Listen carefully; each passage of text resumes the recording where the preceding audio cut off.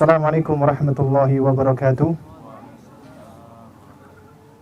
Alhamdulillah, wassalatu wassalamu ala rasulillah wa ala alihi wa sahbihi wa man walah, amma ba'd.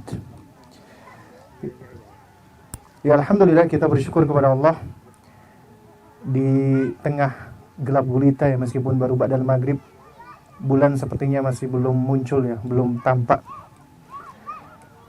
ya. Jazakallah khair. Dan kita insyaallah di kesempatan ini akan melanjutkan sesi kedua. Apa Kang Badi judulnya?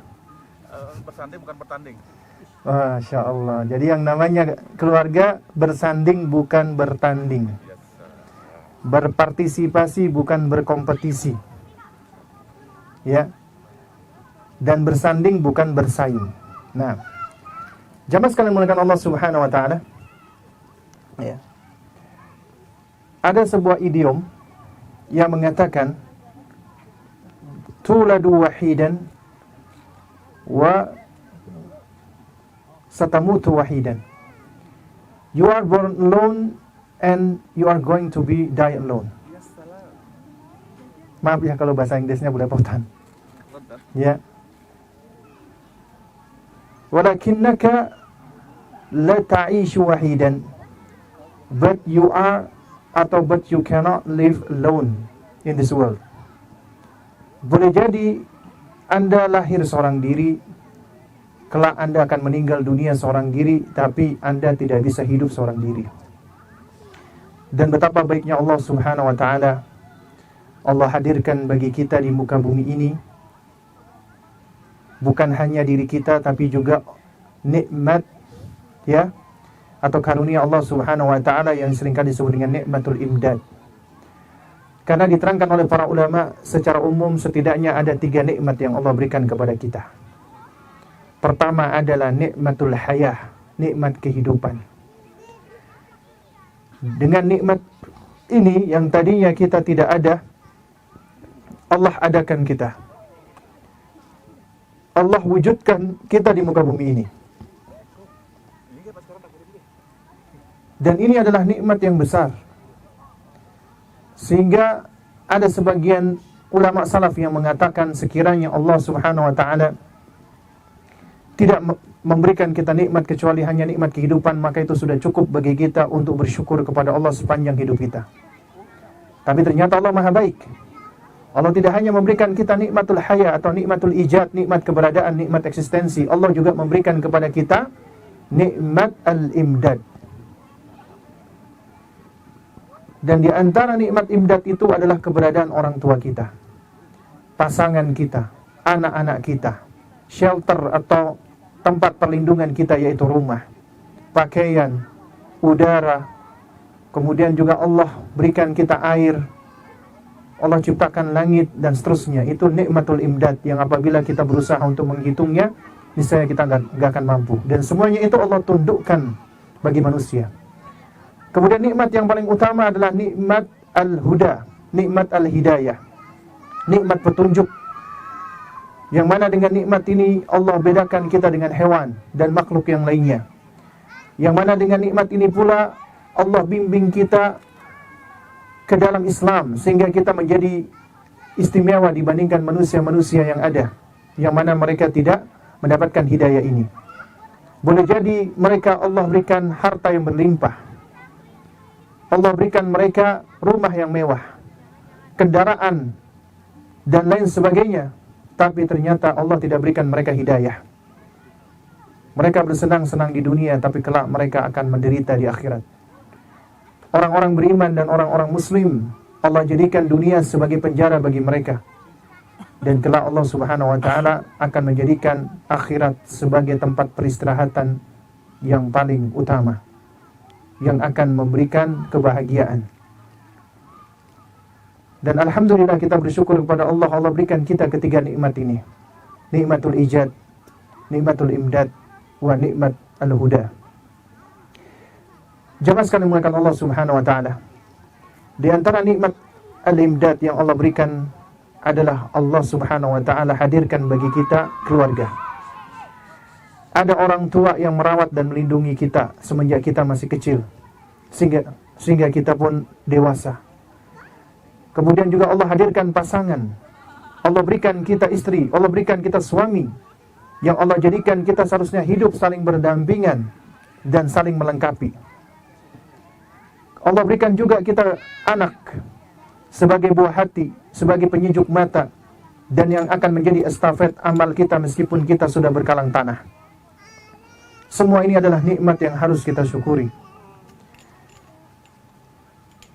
Namun jamaah sekalian menggunakan Allah Subhanahu wa taala, ada sejumlah kesalahkaprahan, ada sejumlah kekeliruan. Apalagi ini berangkat dari orang-orang yang tidak mengenal agama, berangkat dari orang-orang kafir, di mana mereka bingung tentang tujuan hidup atau orientasi kehidupan ini, sehingga akhirnya mereka tidak memiliki pedoman. Akhirnya hal ini juga merasuk ke tengah-tengah keluarga kaum muslimin, di antaranya dengan yang namanya kesetaraan gender, kesamaan gender. Padahal di dalam agama kita, Allah Subhanahu wa taala sang pencipta itu tidak menjadikan laki dan wanita itu setara. Tapi Allah jadikan laki-laki dan wanita itu istimewa. Masing-masing memiliki kelebihan dan keistimewaan. Di dalam surat Asy-Syura, ketika Allah Subhanahu wa taala menerangkan tentang hibah pemberian Allah kepada hambanya, lillahi mulkus samawati wal ard, milik Allah lah kerajaan langit dan bumi, yakhluqu ma yasha, Allah menciptakan sesuai dengan kehendaknya, wa yahabu liman yasha'u inathan wa yahabu liman yasha'u adz-dzukura, Allah mengkaruniakan kepada siapa saja yang Allah kehendaki anak perempuan, dan siapa saja yang Allah kehendaki anak laki-laki. Para ulama menerangkan ayat ini menunjukkan tentang keistimewaan anak perempuan dan anak laki-laki. Allah menyebutkan pertama kali anak perempuan, ya, dan disebutkan anak perempuan pertama kali itu menunjukkan sebagai bentuk takriman lahunna, pemuliaan bagi mereka. Jadi Allah menyebutkan pertama kali anak perempuan itu sebagai bentuk pemuliaan. Wanita dimuliakan di dalam Islam. Makanya Allah sebutkan anak perempuan pertama kali. Kemudian yang menarik, Allah sebutkan anak laki-laki meskipun belakangan, tapi dalam bentuk ma'rifah. Dalam bahasa Arab itu isim, kata benda, ada yang nakirah, ada yang ma'rifah. Nakirah itu indefinitif, ma'rifah itu definitif. Kalau di dalam bahasa Inggris itu ada artikel the itu menunjukkan definitif. The book misalnya, get the book, nah, ya, itu the booknya itu sudah definitif. Tapi kalau books gitu saja indefinitif. Di dalam bahasa Arab, ya, di antara tanda isim itu kalau dia nakira diakhiri dengan tanwin. Apabila dia ma'rifat diawali dengan alif lam. Ma'rifat berarti definitif. Apabila dikatakan kitabun dengan al-kitab, kitabun belum definitif, buku yang di mana yang dimaksud. Tapi apabila dikatakan al-kitabu, maka sudah definitif, sudah ketahuan yang dimaksud adalah buku yang mana. Karenanya menarik ketika Allah menyebutkan inathan dalam bentuk nakirah, makanya diakhiri dengan tanwin. Yahabu liman yasha'u inathan, anak-anak perempuan dalam bentuk nakirah. Tapi ketika Allah menyebutkan anak laki-laki, Allah tidak menyebutkan dzukuran, tapi adz-dzukura dengan alif lam. Sehingga para ulama mengambil penjelasan atau mengambil faidah, ya, sesuai dengan kaidah bahasa, sesuatu yang nakirah, maksud saya sesuatu yang ma'rifah itu lebih spesial daripada yang nakirah. Dengan kata lain, wanita punya keistimewaan, disebutkan pertama kali. Laki-laki punya keistimewaan, disebutkan secara ma'rifah. Itulah luar biasanya Al-Quran. Kemudian juga kita lihat ucapan yang diucapkan oleh seorang bunda yang istimewa, yang disebutkan oleh para ulama bernama Hana. Ibundanya siapa? Maryam alaihissalam, dari Alu Imran, keluarga Imran. ketika beliau menazarkan anak yang ada di dalam perutnya untuk menjadi muharrar, seorang yang akan beribadah sepanjang hidupnya. Dan beliau mengira anaknya laki-laki, karena anak laki-laki itu tentunya dia bisa beribadah non-stop, berbeda dengan wanita, ada waktu-waktu liburnya. Tapi ternyata beliau melahirkan anak wanita. Inni wada'tul untha. Ya Allah, aku ternyata melahirkan anak wanita. Dan Allah lebih tahu tentang apa yang dilahirkan. Kemudian beliau berkata, walaysa dzakaru kal untha. Dan anak laki-laki tidaklah sama dengan anak perempuan. Ketidaksamaan bukan artinya yang satu lebih hina, lebih rendah, lebih inferior, tidak. Tapi perbedaan ini menunjukkan apabila keduanya disatukan, itulah kelengkapan dan kesempurnaan, saling melengkapi dan saling menyempurnakan. Itulah keindahan Allah menciptakan kita berpasang-pasangan untuk saling melengkapi, saling menyempurnakan. Coba antum perhatikan ketika Allah Subhanahu wa taala bersumpah dengan malam dan siang. Ya, wal laili idza yaghsha wan nahari idza tajalla. Demi malam apabila telah menyelimuti seperti saat ini. Kita diselimuti oleh malam sehingga menjadi gelap gulita. Wan nahari idza tajalla, dan demi siang apabila telah terang benderang. Karena matahari terbit saat itu membawa cahaya. Kemudian yang menarik, setelah Allah bersumpah dengan waktu malam dan waktu siang, Allah bersumpah dengan apa? Wa ma khalaqadz dzakara wal untha. Dan Allah bersumpah dengan penciptaan laki-laki dan wanita. Di antara faidah yang diterangkan pula oleh para ulama, kenapa Allah bersumpah dengan waktu malam dan siang? Kemudian setelah itu Allah bersumpah dengan penciptaan laki-laki dan wanita. Karena sejatinya tidak akan sempurna hari tanpa ada siang dan malam. Dengan ada malam dan siang, maka sempurnalah hari tersebut. Malam tidak akan mengejar siang, siang juga tidak akan berkompetisi mengejar malam. Semuanya akan bersilih ganti melaksanakan fungsi dan peran masing-masing. Maka demikian pula dengan penciptaan laki-laki dan wanita. Laki-laki dan wanita diciptakan Allah bukan untuk saling berkompetisi, bukan untuk saling mengejar, bukan untuk saling bertanding, tapi saling mengisi peran masing-masing, saling menyempurnakan dan saling melengkapi. Makanya Allah Subhanahu wa taala setelah itu mengatakan apa?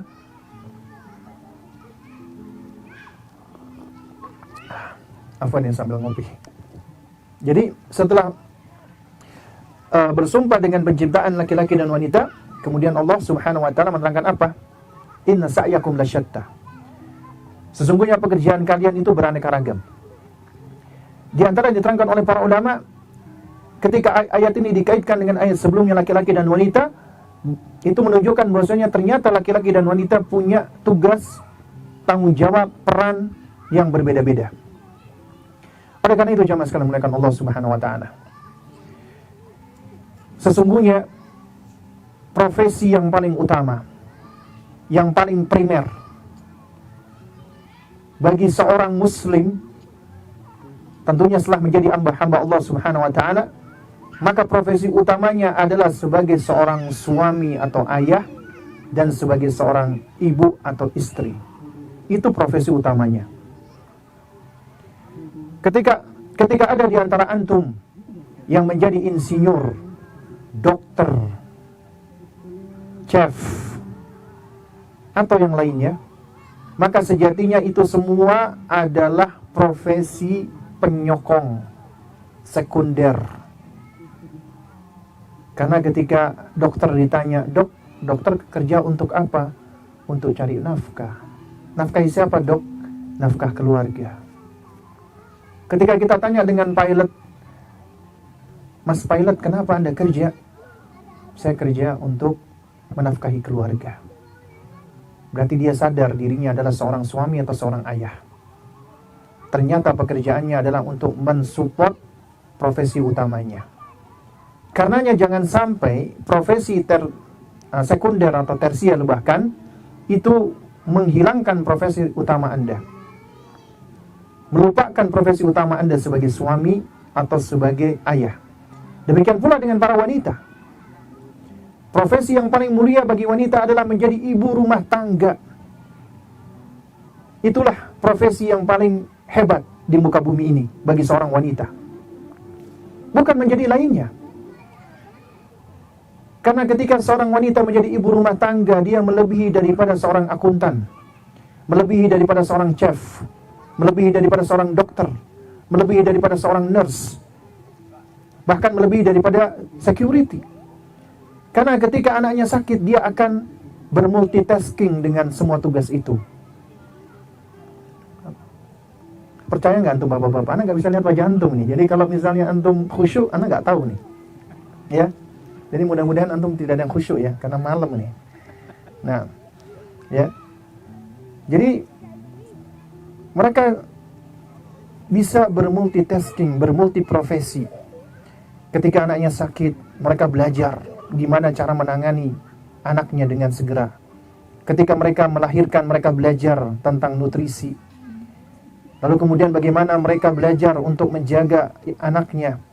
Kemudian mereka belajar memasak supaya makanannya bisa dimakan, bisa menjadi asupan nutrisi. Lalu kemudian mereka harus mengatur keuangan dan seterusnya. Masya Allah. Jadi profesi paling utama bagi seorang wanita adalah menjadi ibu rumah tangga, bukan yang lainnya.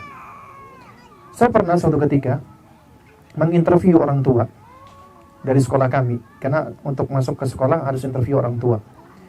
Kemudian ada seorang ibu yang kita tanya, ibu pekerjaannya apa? Saya pengangguran, Ustaz. Masya Allah, pengangguran, Bu. Iya. Kalau bapak kerjanya apa? Saya pegawai swasta, Ustaz. Masya Allah. Bapak punya istri apa pengangguran, Pak? Iya, Ustaz, pengangguran. Gak ngapa-ngapain di rumah. Oh ya, ngurus anak, Ustaz. Ibu gak ngapa-ngapain di rumah. Ya, ngurusin anak, ngurusin ini, ngurusin itu. Berarti ibu gak pengangguran, Bu. Itu bukan pengangguran namanya. Pengangguran itu kagak ngapa-ngapain. Cuman tidur, nonton sinetron, main media sosial, hangout sama temennya, ngabisin duit suami, itu baru pengangguran. Tapi kalau ngurusin keluarga, ngurusin anak, itu bukan pengangguran. Jadi saya waktu itu sampai sempat agak gemes sedikit waktu itu. Kok bisa dikatakan pengangguran gitu loh. Jamaah sekalian muliakan Allah Subhanahu wa taala. Ibu, istri itu adalah profesi yang luar biasa. Jadi jamaah sekalian muliakan Allah Subhanahu wa taala. Mungkin ada di antara antum yang pernah melihat ada sebuah sosial eksperimen ya. Eksperimen sosial. Ada sebuah perusahaan fiktif membuka lowongan kerja. Ya. Kemudian ternyata banyak yang ngelamar. Ketika diinterview, ya, yang menginterview itu menyampaikan, apakah Anda bersedia bekerja 7 kali 24 jam? Pekerjaan macam apa itu? Ya, lalu kemudian Anda harus siap setiap saat ketika dibutuhkan. Ya, semuanya mengatakan gak sanggup. Kemudian ketika ditanya, kamu ingin tahu berapa gajinya? Boleh. Tidak digaji, gak dikasih bayaran. Semua pada marah-marah. Wah, ngapain kita udah kerja habis-habisan 7 kali 24 jam gak digaji? Kemudian interviewernya ngomong apa? Tapi Anda tahu gak? Ada sebenarnya pekerjaan yang seperti ini. Emang ada. Apa itu? Ibu, katanya. Seorang ibu. Dan interviewnya, orang yang diinterviewnya itu semua, hampir kebanyakan semua kaget, shock. Bahkan ada yang menangis. Kenapa?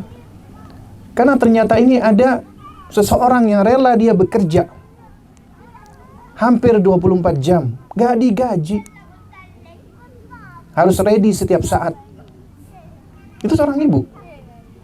Karenanya tidak ada makhluk yang hebat, ya, kalau kita bicara tentang masalah kemampuannya, itu melebihi daripada seorang ibu. Bahkan seringkali itu mereka itu memiliki kekuatan yang mungkin di luar nalar. Dan itu memang ada penelitiannya. saya lupa istilahnya ya. Waktu itu sempat ada ada the power of emak-emak lah istilahnya. Ya. Bagaimana mereka tuh tiba-tiba bisa mengangkat sesuatu di luar dari kemampuannya sebenarnya. Dan ini kejadian nyata. Saya pernah umrah, waktu itu juga plus Turki. Di jamaah saya itu ada seorang ibu membawa 2 anak. Mahramnya adalah abangnya. Abangnya sudah nikah dan punya anak. Anaknya yang 2 ini, yang satu perempuan, yang kakak udah SMA. Yang adiknya laki-laki SMP kelas 1 kalau nggak salah, atau SD kelas 6. Pokoknya kalau nggak SD, SMP kelas 1. Tapi posturnya gede, kayak anak SMA. Di Turki, anak ini sakit, demam, karena lagi musim dingin waktu itu. Akhirnya minta tolong kepada omnya, dibawa ke bis untuk istirahat. Omnya gendong, nggak sampai 5 menit udah KO, capek. Anak itu diletakkan. Akhirnya apa? Digendong sama ibunya. Tingginya hampir sama dengan ibunya. Digendong sampai ke bis. Saya sampai heran, dari mana kekuatan ini? Abangnya aja yang laki-laki, yang ototnya lebih gede, nggak mampu. Dan juga sama ya jamaah, saya juga pernah ketika anak saya sakit, anak saya demam, dan waktu itu istri saya harus ke kamar mandi, dan anak ini nggak bisa tidur kalau diletakkan di atas kasur, jadi harus digendong, dipangku. Tangan ini jarum kata orang Jawa, capek, ya istilahnya jarum ya. Kemudian setelah istri saya balik, ya dibawa sama istri saya dari malam sampai besok. Saya mikir, tangan saya aja jarum. Itu salah satu kekuatan seorang ibu, sangat luar biasa ya jamaah sekalian. Ya. Jadi jangan meremehkan the power of emak-emak. Karena Allah yang lebih tahu tentang bagaimana kuatnya mereka.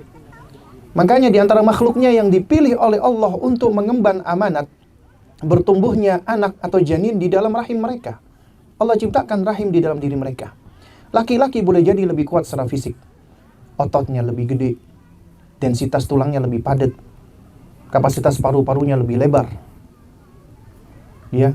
Tapi ternyata dalam hal untuk mengemban tanggung jawab seperti ini, Allah pilih wanita lebih kuat. Wanita yang lebih mampu. Ya. Nah, jadi jamaah sekalian muliakan Allah Subhanahu wa taala. Karena itulah Allah jadikan laki-laki dan wanita itu punya peran, tanggung jawab dan tugas masing-masing. Terus kemudian di antara lagi kekuatan para istri. Ya, ini mungkin juga antum juga pengalaman. Mungkin ada di antara antum yang suka jogging, lari 10 km kuat, tapi ngajak istri belanja, capek. Ya enggak? Jalan dikit udah capek, pengen cari tempat duduk. Nah, jadi jamaah sekalian muliakan Allah Subhanahu wa taala, ya.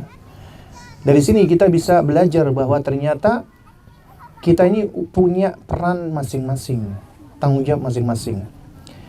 Dan Allah berikan pasangan kita sebagai jodoh. Kalau antum sudah menikahi seseorang, itu jodoh antum. Dan itu takdir antum. Karena kita hanya bisa mengetahui takdir Allah setelah terjadi. Allah takdirkan dia sebagai pasangan antum.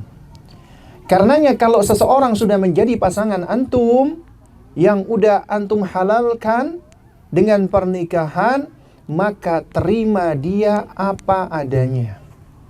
Jangan lagi cari ada apanya. Ada apanya sebelum nikah. Cari-cari dulu informasinya dan lain sebagainya. Udah nikah, terima apa adanya, baik dan buruknya terima, bukan cuman baiknya doang. Buruknya diterima. Bukan cuman kelebihannya, kekurangannya juga diterima. Masing-masing harus ya berusaha untuk apa? Menerima. Karena itu adalah ketentuan Allah. Dan ujian dari Allah Subhanahu wa taala. Karena Allah mengatakan waja'alna ba'dakum li ba'dhin fitnah, dan kami jadikan kalian satu dengan yang lainnya itu fitnah, ujian, cobaan. Apa kunci menghadapinya? Tasbirun. Maukah kalian bersabar? Jadi harus bersabar menghadapi pasangan. Ya. Dan semuanya harus memahami Karena kita ini berumah tangga untuk saling bekerja sama, ta'awun, mengisi peran, mengisi tanggung jawab di dalam perjalanan kita yang panjang ini, meskipun sebenarnya dunia ini singkat, menuju destinasi akhir kita. Kampung halaman orang-orang beriman, yaitu surganya Allah Subhanahu wa Ta'ala. Bersama-sama kita melalui dan melewati gelombang ujian dan berbagai macam terpaan-terpaan musibah yang ada di dunia ini. Kita harus saling menopang, mensupport, menolong, menasehati, menguatkan. Ketika ada yang jatuh, kita gandeng tangannya. Bukan malah kita cungkrakno, kata orang Jawa. Bukan malah kita dorong dia. Ya, hingga Allah kumpulkan kita di surga Allah Subhanahu wa Ta'ala. Dan itulah keluarga muslim yang sebenarnya, jamaah sekalian. Dan karena itulah kita perlu belajar untuk bersanding dengan pasangan kita. Kita perlu untuk belajar, ya, mengisi peran. Coba antum perhatikan ya. Di dalam bahasa Indonesia, istri seringkali disebut dengan ibu rumah tangga. Di dalam bahasa Inggris disebut dengan apa? Housewife. Ya enggak? Housewife. Istrinya rumah. Kalau bahasa latar-belakangnya. Tapi di dalam bahasa Arab, ya, istri itu disebut dengan apa? Rabbatul manzil atau Rabbatul bait, ratunya rumah. Antum rajanya rumah. Istri adalah ratunya rumah, bukan khodam. Apalagi sekarang lagi fenomena cek khodam. Ya, itu aneh-aneh aja itu ya, tuh udah ada unsur kesyirikan. Ya, istri antum bukan pembantu, tapi mereka adalah ratunya rumah. Jamaah sekalian yang dimuliakan Allah Subhanahu wa Ta'ala, jika kita perhatikan ya, ketika kita berumah tangga nih, ya, Allah hadirkan kepada kita pasangan kita, istri kita atau suami kita.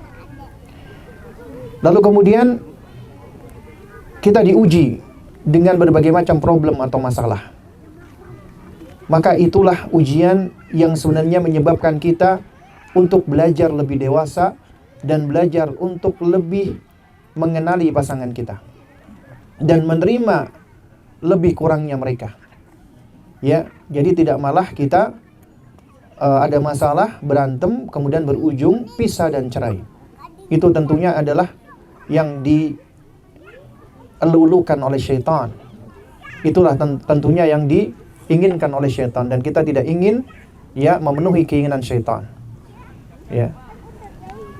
Jamaah sekalian muliakan Allah Subhanahu wa Ta'ala, di antara poin penting agar kita bisa mengisi peran dan saling melengkapi, poin pertamanya adalah pondasinya, yaitu mengenal Allah Subhanahu wa Ta'ala.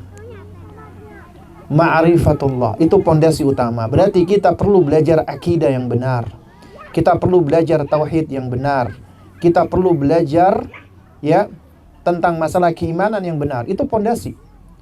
Karena semakin mengenal Allah Subhanahu wa Ta'ala, maka kita akan semakin mengenal diri kita.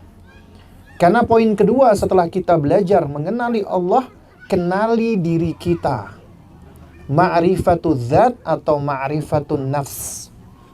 Karena di antara seutama-utama ilmu setelah tauhid, ya, dan masalah akidah adalah mengenali diri.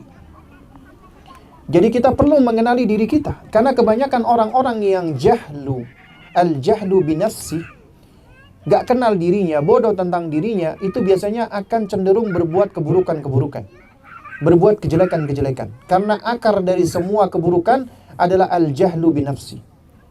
Ya, dan ini diawali dari al-jahlu bi rabbih. Bodoh tentang Rabbnya menyebabkan dia bodoh tentang dirinya, gak kenal dirinya. Makanya orang-orang yang temperamental, suka ngamuk gak jelas, suka marah, ya, itu diawali dari ketidaktahuan dan ketidakkenalan dengan dirinya. Allah udah berikan dia emosi, Allah udah berikan dia perasaan, ya, dan tugas kita mengenali emosi dan perasaan kita. Makanya Allah berikan kita akal. Tugas akal adalah untuk meregulasi emosi dan perasaan, bukan emosi dan perasaan menenggelamkan akal kita. Akhirnya kita nggak ada ubahnya dengan hewan. Kenapa? Hewan punya emosi nggak? Punya. Hewan bisa sedih, bisa marah, bisa kecewa, bisa.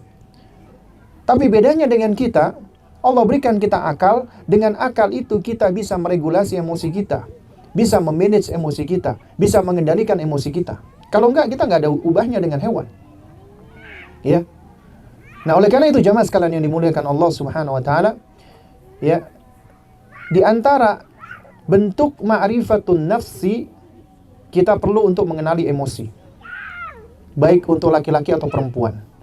Meskipun ini ya lebih utama lagi bagi kaum wanita, karena wanita itu makhluk yang kaya dengan emosi dan perasaan dibanding laki-laki. Asalnya demikian.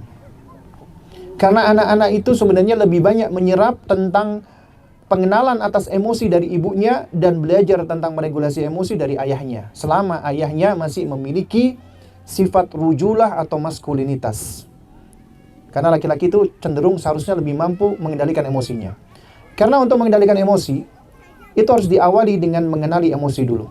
Dia harus tahu, aku lagi marah, aku lagi jengkel, aku lagi sebel, aku lagi kesel, aku lagi ini dan itu. Dia bisa melabeli emosinya, bisa mengidentifikasi dan melabeli emosinya.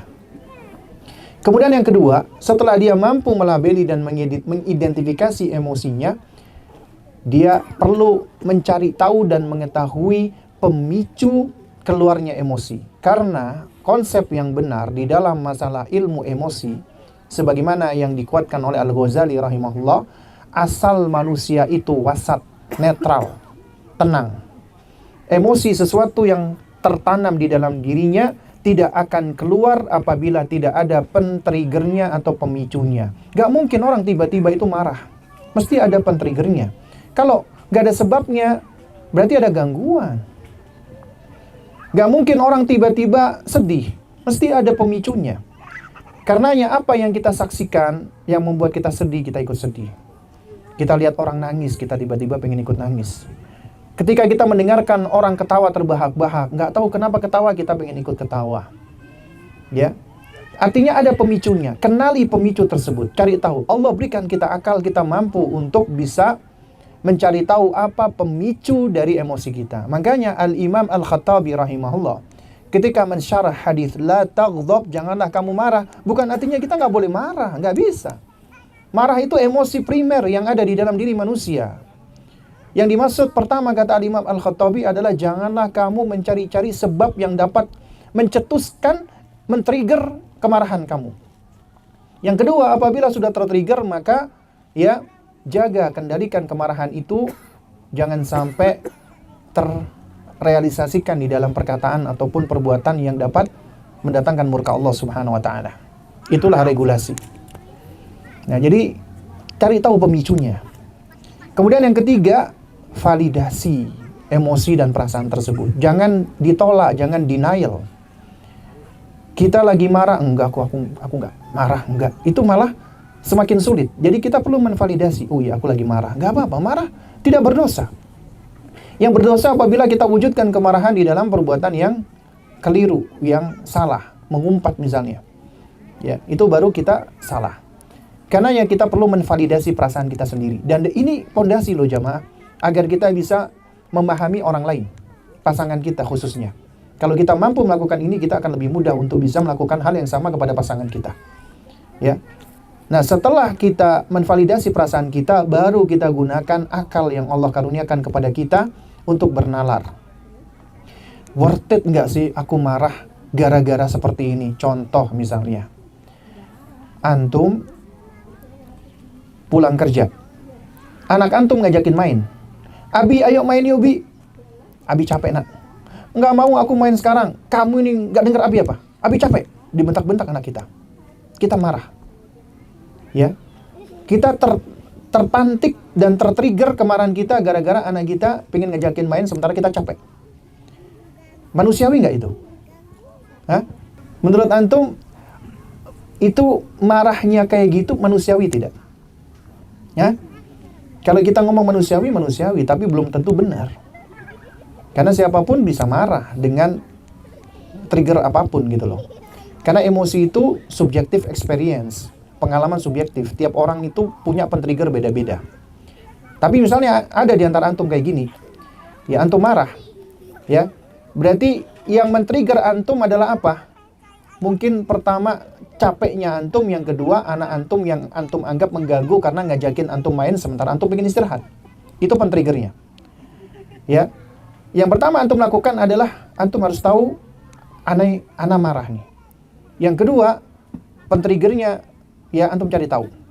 Oh ternyata karena anakku ngajakin aku main ketika aku lagi capek. Yang ketiga, validasi dulu. Ya udah deh, aku marah. Ya apa-apa, aku marah. Terima dulu perasaan marah tersebut. Kemudian yang keempat, baru kita gunakan daya nalar kita, akal kita. Nah ini nggak akan bagus daya nalar kita tanpa diiringi dengan ilmu, terutama apalagi kalau berasal dari Al-Quran dan Sunnah. Ya, ternyata ya, aku habis ngaji, aku habis belajar kalau anak-anak itu butuh bermain. Gak seharusnya aku ini marah. Gak seharusnya aku ini terpantik kemarahanku. Akhirnya dia berusaha meregulasi emosinya. Bagaimana cara dia meregulasi emosi? Sebelum dia ngomong, melontarkan kata-kata, dia mempergunakan metode yang dia pelajari dari Nabi SAW. Apa itu? Pertama, ta'awudz. A'udzubillahi minasyaitonirrajim. Kemudian dia diem. Karena kata Nabi SAW, ini golden rules yang diakui ya oleh dunia. Idza ghadiba ahadukum falyaskut. Apabila salah seorang dari kalian marah, ngamuk, diem, jangan ngomong. Nggak boleh ketika kita lagi ngamuk kita ngasih nasihat, apalagi menghukum anak. Nggak boleh. Bakal jatuh kepada kezaliman. Karenanya ketika kita lagi ngamuk, diem. Ya, kemudian berubah posisi. Kalau kita berdiri, duduk, berbaring. Kalau masih marah, kita ambil air wudhu. Kalau kita masih marah, kita mandi. Kalau kita marah, kita ngambil time out, kita baca Quran dan lain sebagainya. Kalau kita masih marah saat itu, minta tolong sama istri untuk istirahat dulu. Gak apa-apa. Kalau besoknya kita masih marah, datang ke psikiater. Karena ada masalah itu. Ya, ada masalah. Karena kita belajar nih dari minuman berkarbonasi, kalau dikocok, langsung antum buka, akan nyembur keluar, tumpah-tumpah. Tapi kalau antum biarkan selama beberapa waktu, akan kembali ke kondisi normalnya.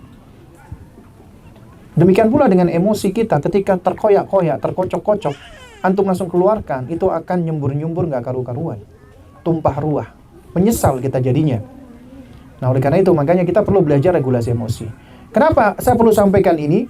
Karena ini bagian yang tidak terpisahkan dari ma'rifatun nafs, mengenal diri. Ini pondasi.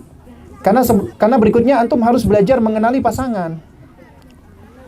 Nah, mengenali pasangan ini berarti harus mengenali tabiat-tabiat perempuan. Tabiat perempuan udah diterangkan oleh Rasulullah SAW sebagiannya.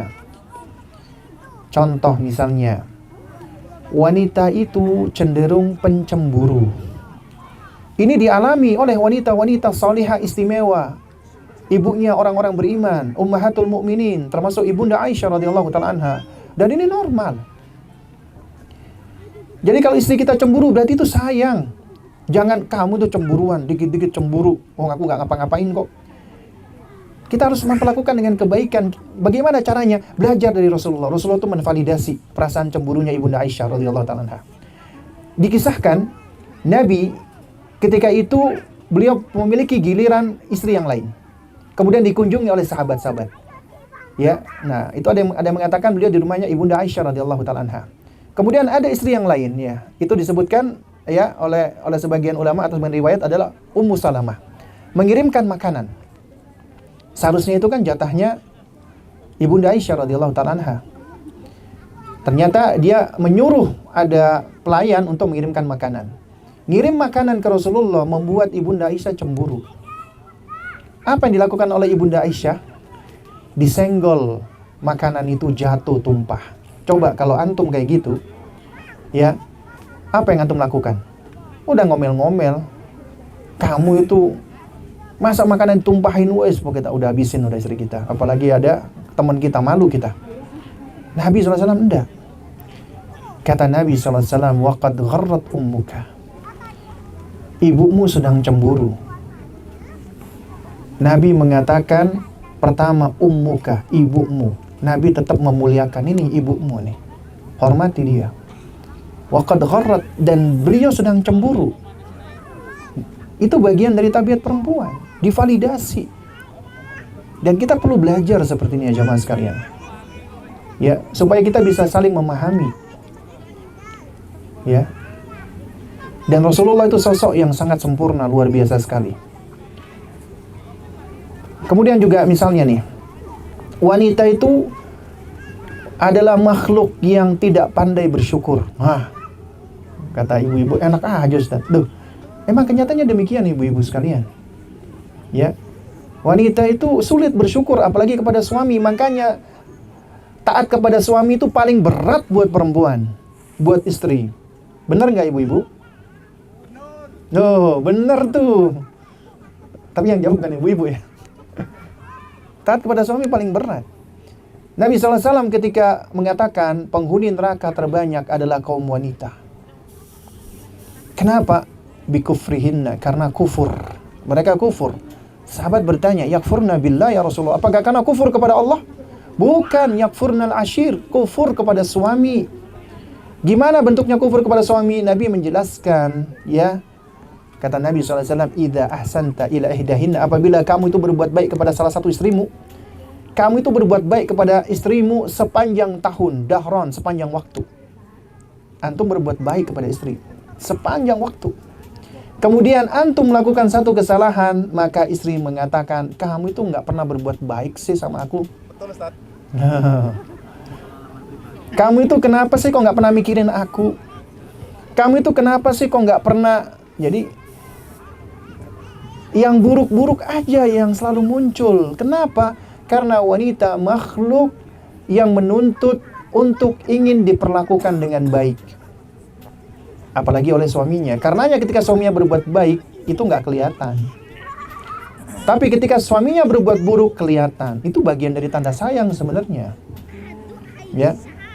Nah, jadi jamaah sekalian dengan Allah Subhanahu wa taala, Nabi mengajarkan tentang hadis ini bukan untuk merendahkan wanita, menjelek-jelekkan wanita, tidak. Tapi sebagai pelajaran, nasihat bagi wanita dan nasihat bagi suami. Nasihat bagi wanita ini bisa membangun self-awareness, kesadaran diri. Makanya self-awareness itu dibangun dengan dasar ilmu. Ketika misalnya ya, suami berbuat buruk, biasanya bakal muncul pertama kali dari istri itu adalah apa? Ya, yang diingat adalah keburukannya doang. Karena wanita ahli sejarah terhebat. Bukan curhat loh, nanti curhat lagi. Karena wanita adalah ahli sejarah yang paling hebat. Antum, wanita bisa ingat kesalahan-kesalahan antum nih, bapak-bapak ini, istri-istri antum itu. Ya. Jadi mereka bisa ingat kesalahan antum. Tapi kebaikan antum lewat. Nah, karenanya ketika perempuan mendapatkan hadis ini, dengar hadis ini, ngeri. Akhirnya membangun self-awareness. Karena self-awareness itu dibangun atas dasar ilmu. Tadinya pengen marah sama suami, ya.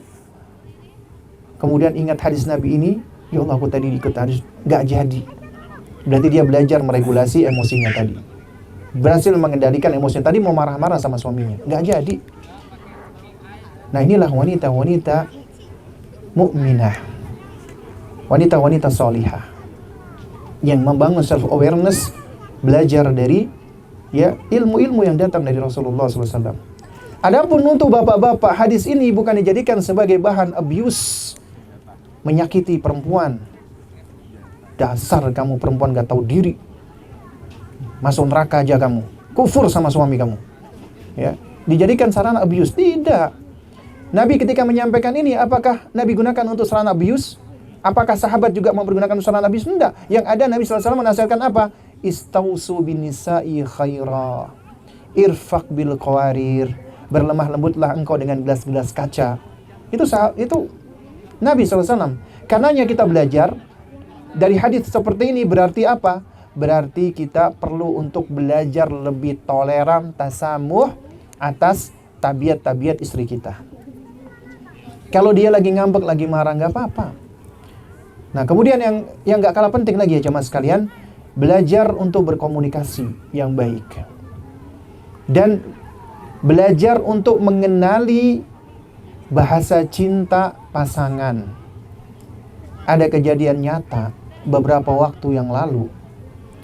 Ada seorang istri konsultasi ke saya, ingin minta nasihat karena dia ingin khulu, menuntut cerai suaminya. Ya. Kemudian saya tanya, kenapa Bu ingin menuntut cerai? Suami saya nggak sayang sama saya, Ustadz. Suami saya nggak cinta sama saya, Ustadz. Suami saya itu cuek orangnya. Suami saya itu begini, begitu, dia ceritakan. Nah, tentunya kita mendengarkan cerita nggak langsung mengambil kesimpulan, apalagi ini masalah besar. Apa yang saya minta? Oke, saya minta izin untuk ketemu sama suami ibu. Gak lama kemudian datanglah suaminya, ditemani oleh ibunya. Ternyata sang suami ini tipikal orang yang gak pandai ngomong. Ketemu saya aja agak grogi dia. Ya. Jadi yang banyak cerita ibunya ternyata. Kemudian apa yang diceritakan diantaranya oleh ibunya? Ustadz, anak saya ini memang gak pandai ngomong, Ustadz, tapi dia sayang sama istrinya, Ustadz. Istrinya itu pemalas, kata ibunya, malah. Jadi setiap kali suami saya pulang kerja, ngelihat piring kotor dicuciin, lantai itu belum bersih, dipelin, disapuin dan dipelin. Masya Allah. Kalau ada ibu-ibu lain denger, ya Allah, kok suami kayak gini gak disyukuri ya, gitu kan. Jadi waktu saya konfrontasi lagi dengan istrinya yang menuntut cerai, saya tanya, benar gak suaminya begitu? Iya benar. Tapi ternyata dia tetap merasa tidak dicintai. Kenapa? Ternyata bahasa cintanya berbeda. Sang istri merasa suaminya tidak mencintai karena dia itu menganggap bahasa cinta yang tumbuh dari pola asuhnya ketika suaminya mau mengatakan I love you, I miss you, aku kangen sama kamu, kamu gimana kabarnya hari ini, aduh aku kan digombal-gombalin gitu loh. Ada yang seperti ini. Ketika suaminya nggak pandai, dia menganggap tidak disayangi gitu loh. Sementara sang suami tipikalnya bukan yang word of affirmation tadi bahasa cintanya, bukan bahasa verbal bahasa cintanya, tapi act of service, khidmah, melayani. Nah, sehingga ketika akhirnya kita dudukkan, kita jelaskan tentang ini, akhirnya alhamdulillah akhirnya Allah berikan taufik sadar. Ternyata keduanya sama-sama menyayangi sebenarnya. Gara-gara gini ya jamaah, ternyata bisa memantik mau bercerai loh. Makanya penting bagi kita untuk apa? Mengenali di antaranya tentang tabiat, kebiasaan dan bahasa cinta pasangan kita. Dan kita memang perlu untuk belajar bahasa cinta, termasuk menerapkan ke anak-anak kita. Nabi SAW itu manusia yang paling sempurna bahasa cintanya. Yang dikatakan ada 5 love language, itu semua ada pada diri Rasulullah SAW semuanya. Makanya kita perlu belajar untuk mengungkapkan cinta dengan lisan kita. Meskipun kita dulu nggak biasa untuk sering physical touch, ya, memeluk-meluk, mengusap-usap dan seterusnya. Kemudian act of service, melayani, kemudian quality time dan seterusnya. Ini hal-hal yang perlu untuk kita pelajari untuk menjaga pernikahan tadi. Nah ini jadi poin-poin penting yang perlu untuk kita jaga, kita pahami, ya, satu dengan yang lainnya. Nah, taib. Yang terakhir ya jemaah sekalian, yang dimuliakan Allah Subhanahu wa taala. Ya. Allah Subhanahu wa taala memerintahkan ya kita untuk apa? Bermuasyarah. Wa ashiruhunna bil ma'ruf. Dan perlakukanlah mereka dengan cara yang ma'ruf. Syekh Utsaimin rahimahullahu taala menerangkan muasyarah bil ma'ruf itu setidaknya ada 4 hal. Pertama, al-musahabah. Apa al-musahabah? Mulazamah, murafaqah, membersamai, mendampingi, menghabiskan waktu dengan pasangan. Itu musahabah. Kecuali yang diuji dengan long distance marriage, itu ujian memang itu. Ya, berat. Karena yang namanya pernikahan seharusnya itu kita nikah itu untuk bersama. Ya, bukan untuk berpisah. Meskipun memang kadang-kadang kebersamaan itu diiringi dengan jauhnya hati dan jarak jauh itu diiringi dengan dekatnya hati, tapi itu kebanyakan ya ya cuman ada di sinetron aja gitu. Ya. Nah, jadi musahabah. Yang kedua adalah badlul ihsan, yaitu berbuat baik kepada pasangan. Yang ketiga adalah daf'ul adha, menolak keburukan. Ya, berusaha untuk menolak keburukan. Yang keempat adalah husnul muamalah, interaksi yang baik dengan pasangan. Ya, ini diterangkan oleh Syekh Utsaimin. Saya ingin menambahkan sedikit saja, mudah-mudahan belum keroncongan perutnya. Ya, tentang masalah badlul ihsan, berbuat baik.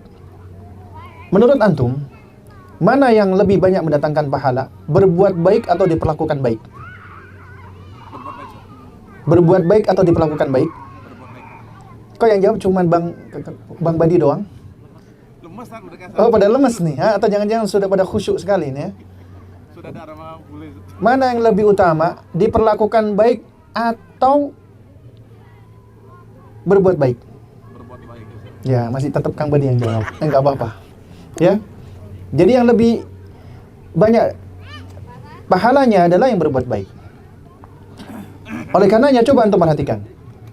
Ini juga buat ibu-ibu nih khususnya nih. Ya.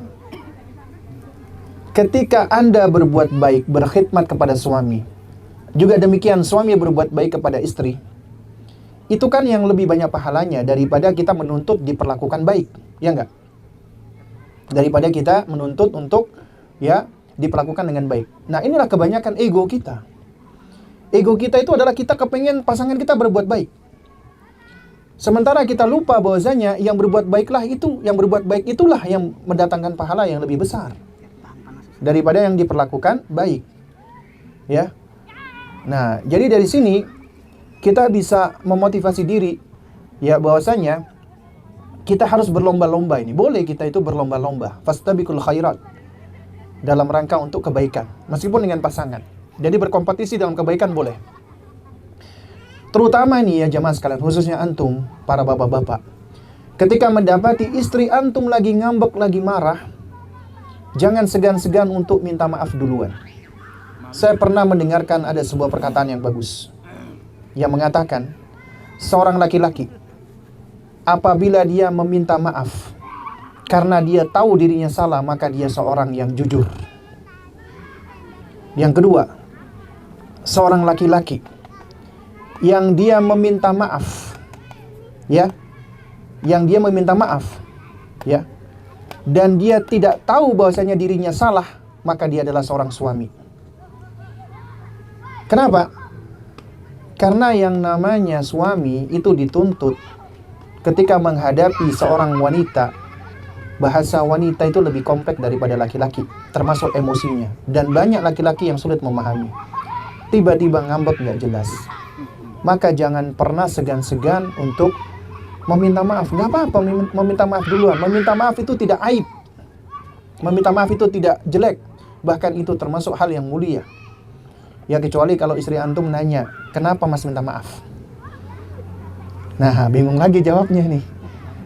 Ya soalnya aku lihat kamu sedih. Iya, kenapa? Kamu minta maaf karena aku sedih. Apakah kamu yang menyebabkan aku sedih?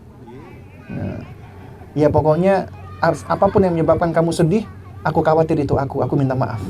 Jadi kita harus pintar terus menjawab istri kita. Ya, kadang-kadang istri kita ngambek, marah, itu selain kita butuh minta maaf, kita butuh sedikit perhatian, memberikan perhatian. Ya.